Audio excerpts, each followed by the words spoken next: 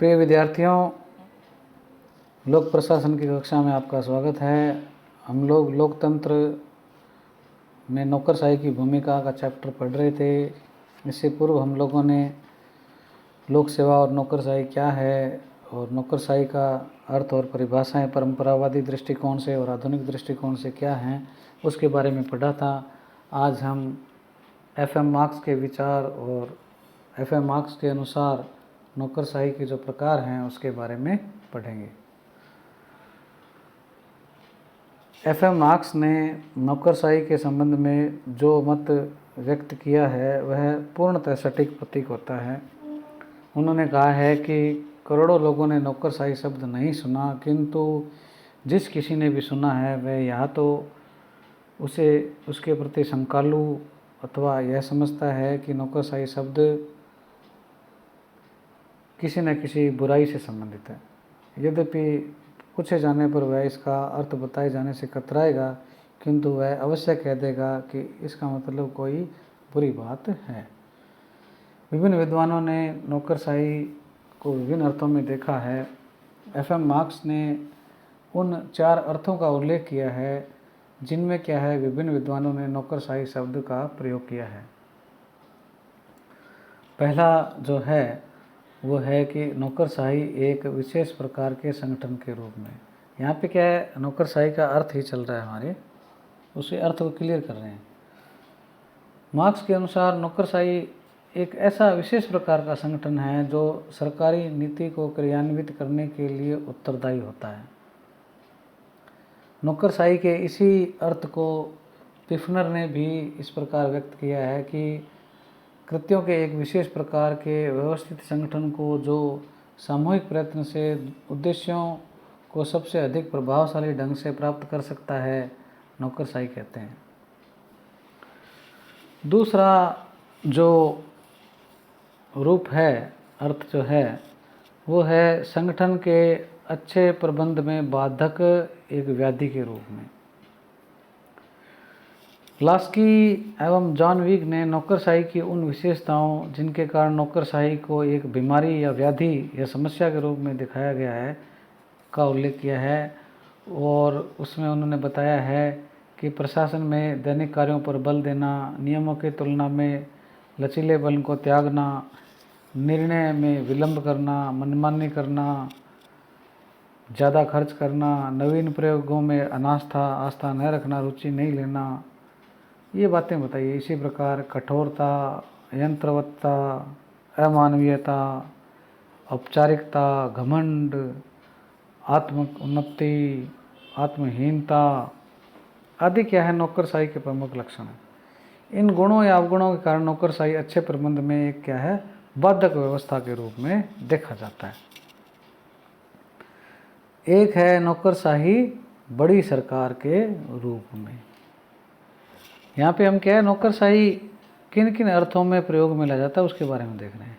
एक विशेष संगठन के रूप में भी आता है, अच्छे प्रबंध में बाधक के रूप में भी आता है नौकरशाही शब्द का अर्थ, और एक बड़ी सरकार के रूप में भी आता है, bureaucracy as a big government. आज का युग बड़ी संस्थाओं का युग है। सरकार, नियम, निगम, व्यापारिक संघ, कार्मिक संघ, मजदूर संघ, विभिन्न राजनीतिक दल एक विशाल क्षेत्र में कार्यशील है। समस्त प्रशासकीय संगठनों का जो आकार है कदाचित नौकरशाही के कारण क्या बढ़ रहा है। स्वाभाविक है कि बड़ी सरकार और बड़े संगठनों के व्यापक उद्देश्यों का क्रियान्वयन कराने वाली प्रशासकीय शाखा अर्थात नौकरशाही भी बड़ी हो गई है। नौकरशाही के अंतर्निहित वृत्तियों के कारण इसका अपना स्वयं का आकार अति विस्तृत और अनियंत्रित होता चला जा रहा है। तो एक प्रकार से नौकरशाही क्या है, एक बड़ी सरकार के रूप में भी परिलक्षित होती है। इसके बाद में जो नौकरशाही है वो नागरिक स्वतंत्रता के विरोधी के रूप में भी जानी जाती है। Bureaucracy as a stumbling block for civil liberties. नौकरशाही के बारे में लास्की के इस मत का पहले भी उल्लेख किया जा चुका है, जिसमें उन्होंने इसे सरकार की एक ऐसी प्रणाली माना है जिसका नियंत्रण पूर्ण रूप से अधिकारियों के हाथों में होता है और जिसके कारण सामान्य नागरिकों की जो स्वतंत्रता है वो खतरे में पड़ जाती है। विभिन्न विद्वानों ने नौकरशाही को एक ऐसे संगठन के रूप में देखा है जिसका उद्देश्य केवल स्वयं की उन्नति करना है, चाहे उसके लिए नागरिकों की स्वतंत्रता को ही हानि क्यों न पहुंचानी पड़े। तो इस प्रकार से ये क्या है, एफ.एम. मार्क्स के नौकरशाही के संबंध में विचार थे।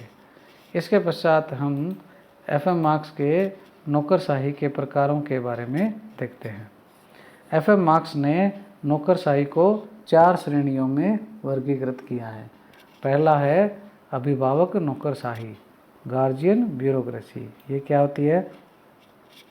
ऐसी नौकरशाही जिसके द्वारा एक अभिभावक जैसे दायित्व संपन्न करता है, वह जनसाधारण के लिए सदैव चिंतित रहता है।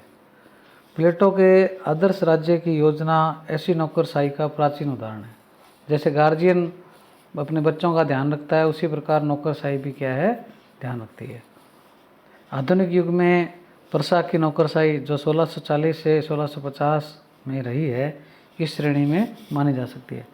प्रशा की इस नौकरशाही में राज्य के हित में समर्पित, एकीकृत व संतुलित प्रशासनिक व्यवस्था, शिक्षित व योग्य प्रशासक, राजतंत्र और मध्यम वर्ग का समन्वय, सजग, राजतंत्र के मूल्यों से संगत तथा जन भावनाओं के प्रति अनुत्तरदायित्व के गुणों का उसमें क्या है, उल्लेख किया गया है। तो ये क्या है, अभिभावक नौकरशाही है। एक ये प्रकार हो गया। दूसरा प्रकार वो कहते हैं जातीय नौकरशाही, कास्ट ब्यूरोक्रेसी। ऐसी नौकरशाही जो उन लोगों के वर्गीय संबंध से उत्पन्न होती है जो शासन व प्रशासन के उच्चतम व प्रमुख पदों पर होते हैं। यानी जो लोग शासन और प्रशासन के उच्च व प्रमुख पदों पर होते हैं, उनसे क्या रिलेशन से क्या है, ये पैदा होती है। इसमें वे ही व्यक्ति नियुक्ति पाने में सक्षम होते हैं जो उच्च वर्ग या जातियों या शासकीय जाति के होते हैं। इसमें नौकरशाही में प्रवेश हेतु ऐसी योग्यता निश्चित की जाती है जिसमें उच्च वर्ग वाले लोग ही प्रवेश पा सकें। विलोबी ने इसे कुलीन तंत्रीय नौकरशाही की संज्ञा भी दी है। पद व जाति में अंतर संबंध, सेवा या पद का एक परिवार से जुड़ जाना, इस प्रकार की नौकरशाही के लक्षण हैं। मार्क्स ने इस प्रकार की नौकरशाही के प्राचीन उदाहरणों में रोमन साम्राज्य तथा आधुनिक उदाहरणों में जापान के मेजी संविधान के अंतर्गत उसका उल्लेख किया है। इसके बाद में अगली जो नौकरशाही का प्रकार है वो है पेट्रोनेज या संरक्षण ब्यूरोक्रेसी। इसे लूट प्रणाली पर आधारित माना जा सकता है। इसमें लोक सेवकों की नियुक्ति योग्यता के आधार पर नहीं होती, बल्कि नियोक्ता जो है, जो मतलब सेवा देता है या नियुक्त करता है, उससे राजनीतिक संबंधों के आधार पर होती है। पहले अमेरिका में प्रत्येक नवनिर्वाचित राष्ट्रपति पुराने अधिकारियों को सेवा मुक्त कर उन पदों पर अपने राजनीतिक समर्थकों को नियुक्त कर देता था। इन नियुक्तियों में शैक्षणिक, व्यावसायिक योग्यता का कोई महत्व नहीं होता। कार्मिकों से राजनीतिक कार्यक्रमों के लिए निष्ठा या प्रतिबद्धता की अपेक्षा की जाती थी। इसमें प्रशासन तंत्र अपने राजनेताओं को प्रसन्न करने का प्रयत्न करता रहता था। तो ये इसमें बताया गया है। अगला जो आता है वो है योग्यता पर आधारित नौकरशाही, मेरिट ब्यूरोक्रेसी। ऐसी व्यवस्था जिसमें नियुक्तियां योग्यता के विरुद्ध विशुद्ध आधार पर हो, योग्यता की जांच परीक्षा के द्वारा हो, कार्यकाल की सुरक्षा हो, निश्चित वेतन हो, निष्पक्ष कार्य संचालन हो, संविधान के प्रति निष्ठा हो, ये सारी जो चीज़ें हैं वो क्या है, योग्यता आधारित नौकरशाही कहलाती है। आधुनिक विश्व के अधिकांश लोकतांत्रिक देशों में क्या है, संरक्षण नौकरशाही के विरुद्ध प्रतिक्रिया के फलस्वरूप क्या है, ये जो योग्यता आधारित नौकरशाही क्या है, प्रचलित है।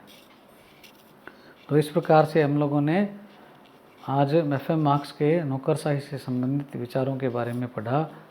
आपको इससे संबंधित किसी भी प्रकार का प्रश्न हो तो आप व्हाट्सएप से मुझसे संपर्क कर सकते हैं।